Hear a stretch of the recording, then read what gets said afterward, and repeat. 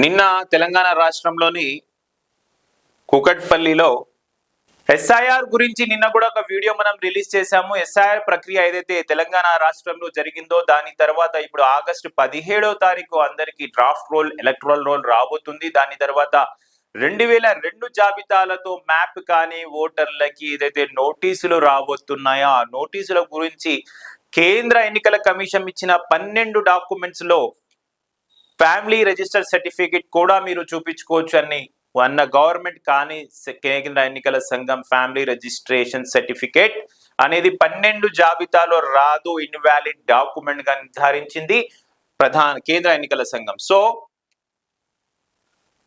దీనిపై కూడా ఎస్ఐఆర్ పై ఒక కథనం ఒక వార్త రాశారు ఈనాడులో. మా పేరు ఓటరు జాబితాలో ఉంటుందా? Question number 1.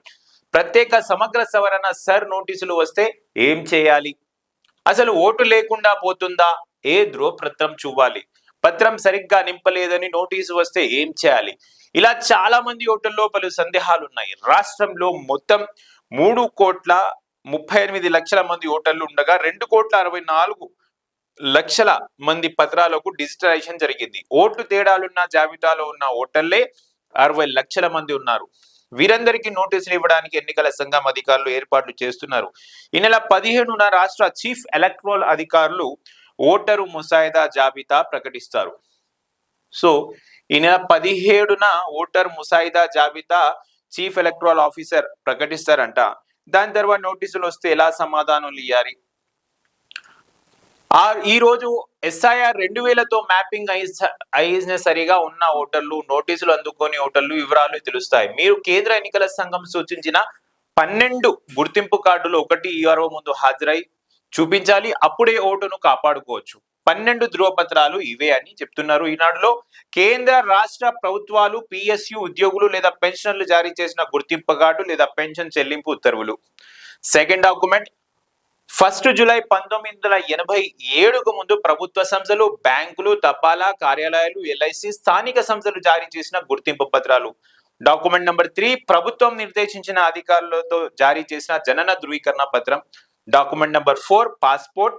5th గుర్తింపు పొందిన బోర్డులు, విశ్వవిద్యాలయాలు జారీ చేసిన మెట్రికులేషన్ లేదా ఇతర విద్యార్హత పత్రాలు. డాక్యుమెంట్ నెంబర్ 6 సంబంధిత అధికారి జారీ చేసిన శాశ్వత నివాస ధృవీకరణ పత్రం. అటవీ హక్కుల ధృవీకరణ పత్రం. డాక్యుమెంట్ నెంబర్ 8 కుల ధృవీకరణ పత్రం. డాక్యుమెంట్ నెంబర్ 9 జాతీయ పౌర పట్టిక ఎన్ఆర్సి ఎక్కడైనా అమలు ఉంటే. డాక్యుమెంట్ నెంబర్ 10 రాష్ట్ర ప్రభుత్వం లేదా స్థానిక సంస్థలు జారీ చేసిన కుటుంబ రిజిస్టర్ పత్రం. 11 ప్రభుత్వం జారీ చేసిన ఏదైనా భూమి ఇంటి కేటాయింపు ధృవీకరణ పత్రం. Document number 12 Aadhaar card commission నిర్దేశించిన నిబంధనలు వర్తిస్తాయి. ఏ వయసు వారు ఏమి చేయాలి అని కూడా క్లియర్ గా రాశారు.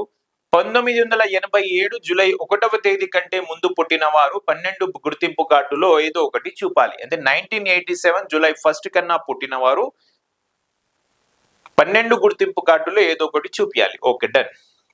ఇంకా 1987 జూలై 1 నుంచి 2004 వరకు పుట్టిన వారు, 2004 డిసెంబర్ 2 మధ్యలోపు జన్మించిన వారు ఎన్నికల సంఘం పేర్కొన్న వాటిలో ఒక గుర్తింపు కార్డుతో పాటు తల్లిదండ్రుల్లో ఎవరిదైనా ఒకరి గుర్తింపు కార్డు కూడా చూపాలి. Good, done.